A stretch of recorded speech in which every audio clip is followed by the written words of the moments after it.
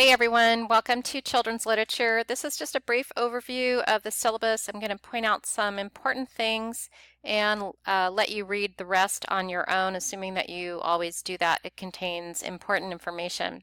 First of all, our class is fully online. We don't meet, and it's a 7-week course. The last day is Sunday, June 24th. The best way to reach me, even though I have my phone number here, is email, just because I'm frantically running around teaching full-time, and so it's helpful if you just email me, and I'll try my best to get back to you as soon as possible. Let me go over some things on the next page. It would be helpful if you've printed out a copy.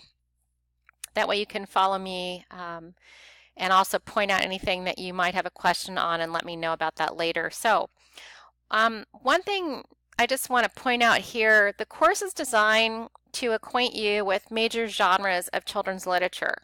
And we're also looking at the authors, illustrators, and some literary criticism. This is a lot to ask of a 7-week class. Because of that, we're not reading a lot of children's literature itself, although there will be lots of discussion and examples provided of different text. But your book that you're using is primarily a text to help teach children's literature, and I think it's very helpful. But if you came to this class thinking, oh, we get to read Dr. Seuss, we get to read Curious George, Wonder, Esperanza, all of these great novels, we just don't have time. So we're going to focus more on some practical aspects and things that you need to know in teaching literature. And particularly, we're looking at literature that's written for children with a moral or biblical viewpoint and looking to see why that might be important. So your only textbook is this one that's listed. Please make sure that you get that. Again, our bookstore should carry it, but you can check on Amazon as well.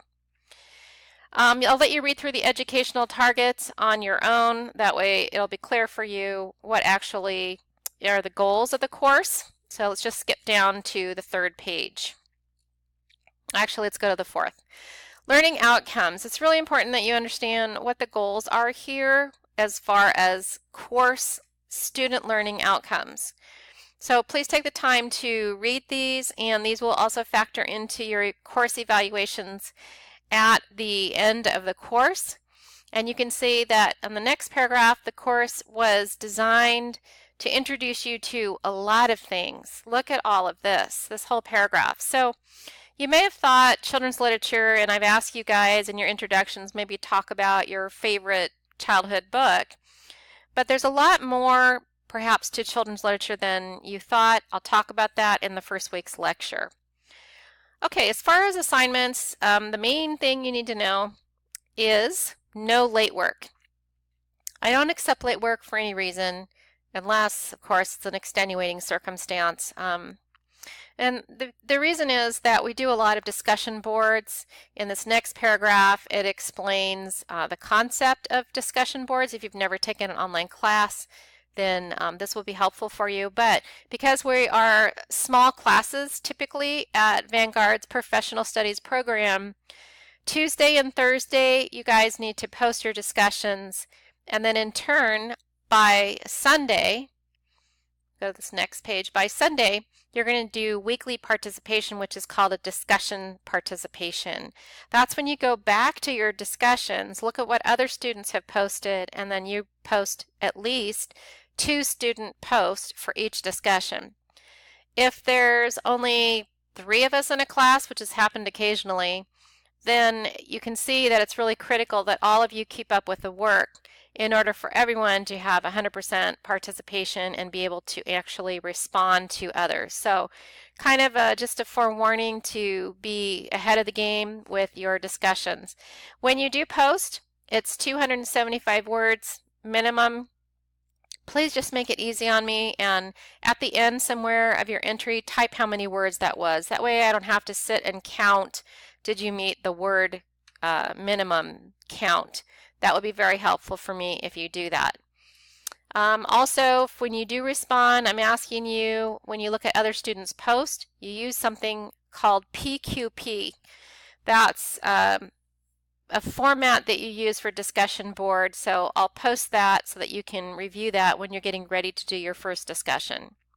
Also, when you post, those are 100-word minimum count. So again, for your own post, 275 words minimum. When you're responding to another peer, it'll be 100.